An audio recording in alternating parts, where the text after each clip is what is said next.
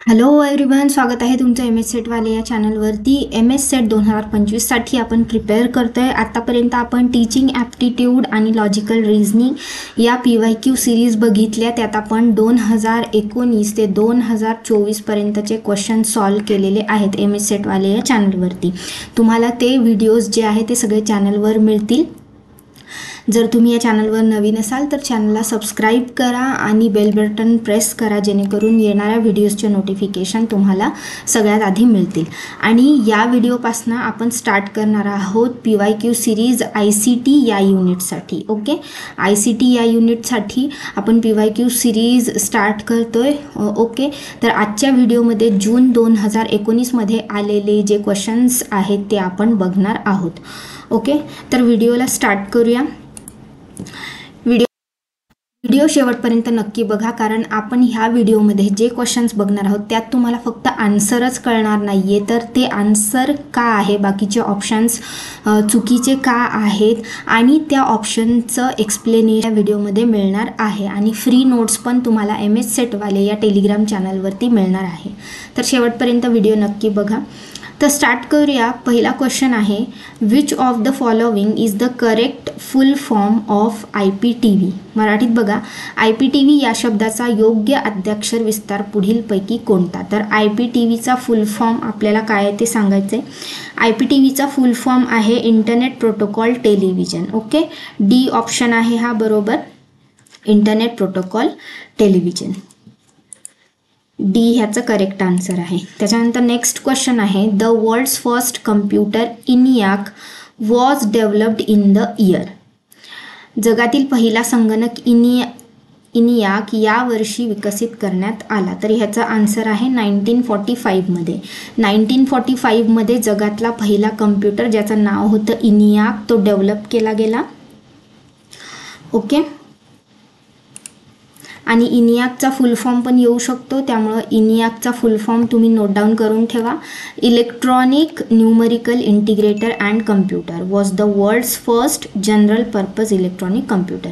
ENIAC हा जगातला पहिला कम्प्युटर होता, ज्याचा फुल फॉर्म इथं मी दिलेला आहे आणि 1945मध्ये तो डेव्हलप केला गेला, विकसित केला गेला. ओके ओके, त्याच्यानंतर नेक्स्ट क्वेश्चन आहे आपला,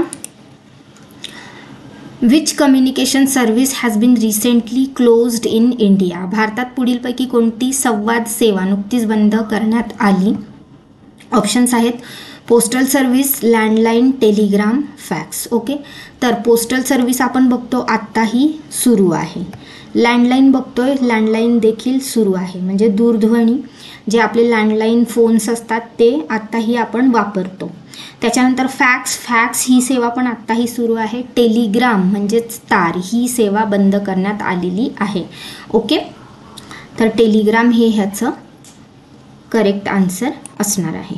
ओके, त्याच्यानंतरचा क्वेश्चन आहे, for recruitment as a school teacher in Maharashtra one must enrol himself herself on the web portal.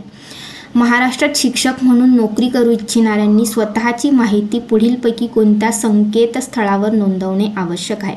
हे बघा, महाराष्ट्रात ज्यांना शिक्षक म्हणून नोकरी करायची आहे त्यांनी एका वेब पोर्टलवर स्वतःला नोंदवणे हे आवश्यक आहे. तर कुठलं ते वेब पोर्टल आहे, इथे ऑप्शन्स आहेत सरल, महाजॉब्स, ई-सेवा आणि पवित्रा.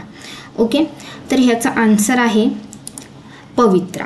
ओके, ह्याचा आन्सर काय आहे, पवित्रा. पवित्रा या वेब पोर्टलवर ज्यांना शिक्षक म्हणून नोकरी करायची आहे महाराष्ट्रात त्यांनी स्वतःची नावं नोंदवणं गरजेचं आहे. इथं पवित्रा काय आहे बघा, Pavitra portal is an online portal related to education department of Maharashtra. Okay, महाराष्ट्रातलं हे एज्युकेशन डिपार्टमेंटशी रिलेटेड आहे पवित्रा पोर्टल. आणि द टर्म पवित्राचा लॉंग फॉर्म बघा काय आहे, हेही विचारू शकतात एक्झाममध्ये. Pavitra which means portal for visible to all teachers recruitment. Okay, पवित्राचा लॉंग फॉर्म काय आहे, portal for visible to all teachers recruitment. मराठीत पण दिलेलं इथे. पवित्र पोर्टल हे महाराष्ट्र सरकारच्या शिक्षण विभागाशी संबंधित एक ऑनलाईन पोर्टल आहे. पवित्र या शब्दाचा अर्थ सर्वांना दृश्यमान शिक्षक भरतीसाठी पोर्टल. त्याच्यानंतर नेक्स्ट क्वेश्चन आहे, which statement among the following is not correct? Okay, see क्वेश्चनमध्ये बहुतेक वेळा असे स्ट्रेस वर्ड्स असतात जिथे नॉट विचारतात, नॉट करेक्ट असं विचारतात, तर हे तुम्ही केअरफुली रीड करणं गरजेचं आहे. क्वेश्चन रीड करताना पेपरमध्ये केअरफुली रीड करा, म्हणजे तुमचं आन्सर जे आहे ते अजिबात चुकणार नाही.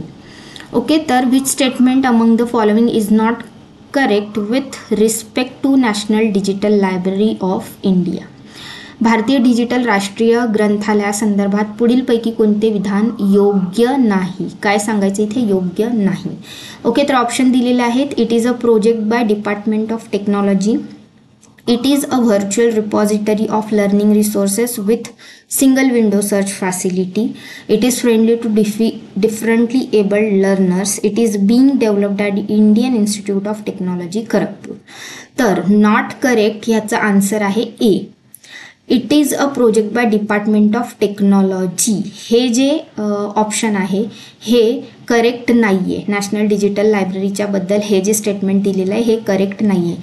तर हा जो ऑप्शन आहे तो आपला करेक्ट आन्सर आहे. हे बघा इथे पहिला ऑप्शन जो आहे it is a project by department of technology. It is not correct about national digital library of India.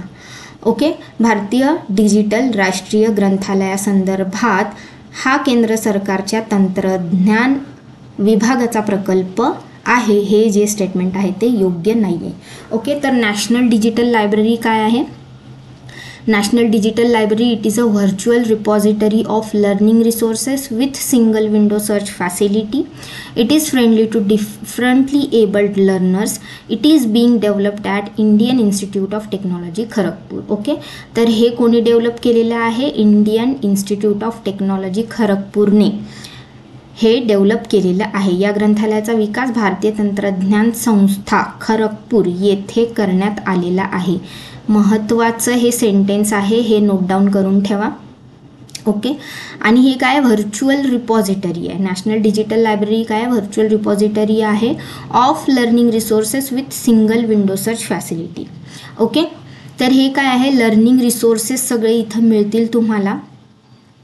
इथे दिलेलं आहे बघा एक खिडकी विंडो म्हणजे आपलं ते कम्प्युटरवालं विंडो आहे हे. ओके, शोध सुविधा असलेला हा शैक्षणिक संदर्भ साहित्याचा आभासी साठा आहे. इथे सगळे जे लर्निंग रिसोर्सेस आहेत आपले त्याची ही एक रिपॉझिटरी आहे national digital library of India. And it is friendly to differently abled learners, म्हणजे दिव्यांग जे स्टुडंट्स आहेत, दिव्यांग लर्नर्स जे आहेत त्यांच्यासाठीही हे जे ग्रंथालय आहे ते सहजपणे वापरता येतं. ओके, तर हे सगळं ह्याच्या संबंधित ही माहिती झाली. ह्या तिन्ही ऑप्शनमध्ये नॅशनल डिजिटल लायब्ररीची माहिती तुम्हाला मिळते ह्या तिन्ही ऑप्शनमधून. आता मी एक क्वेश्चन तुम्हाला देऊन जाते. National digital library, okay, national digital library of India हे कधी डेव्हलप केलं गेलं, कुठल्या इयरमध्ये डेव्हलप केलं गेलं हे तुम्हाला कमेंटमध्ये सांगायचं आहे. Establishment year, okay, establishment year national digital library of इंडियाचा इस्टॅब्लिशमेंट इयर तुम्हाला कमेंटमध्ये सांगायचं आहे. मला कमेंट करून ह्याचा आन्सर तुम्हाला कमेंट करून सांगायचा आहे. ओके, तर आय होप आजचा व्हिडिओ तुम्हाला आवडला असेल. आपण ICTचे म्हणजेच माहिती आणि तंत्रज्ञान या युनिटचे काही क्वेश्चन्स बघितले जे जून 2019च्या पेपरमध्ये आले होते, पेपर 1मध्ये. ओके, ह्याच्यानंतरच्या व्हिडिओमध्ये आपण 20, 21, 23 आणि 24 ह्या सगळ्या वर्षाच्या आपण PYQ जे आहेत ते बघणार आहोत. तर MSETवाले या चॅनलशी कनेक्टेड राहा आणि येणारे प्रत्येक व्हिडिओ बघा. प्रत्येक व्हिडिओ हा महत्त्वाचा व्हिडिओ असणार आहे तुमच्यासाठी. Okay, so thanks for watching and bye bye.